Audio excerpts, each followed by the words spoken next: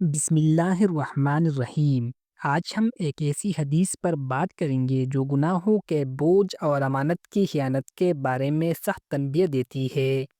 حضرت جابر بن عبداللہ رضی اللہ تعالیٰ عنہ سے روایت ہے، رسول اللہ صلی اللہ علیہ وآلہ وسلم نے ایک شخص کا جنازہ پڑھنے سے انکار فرما دیا جس نے مالی غنیمت میں خیانت کی تھی۔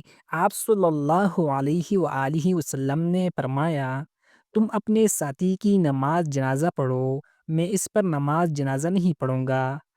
صحیح مسلم حدیث نمبر 1709۔ حضرت ابو ہریرہ رضی اللہ تعالیٰ عنہ روایت کرتے ہیں، رسول اللہ صلی اللہ علیہ وآلہ وسلم نے فرمایا، جس نے خیانت کی وہ خیانت لے کر قیامت کے دن حاضر ہوگا۔ صحیح بخاری حدیث نمبر 3073۔ قرآن پاک میں ارشاد باری تعالیٰ ہے، بے شک اللہ خیانت کرنے والوں کو پسند نہیں کرتا۔ سورۃ الانفال آیت نمبر 58۔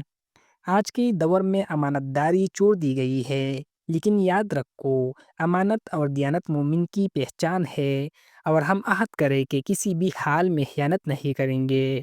کمنٹس میں لکھ کے اے اللہ ہمیں امانت دار بننے کی توفیق عطا فرما۔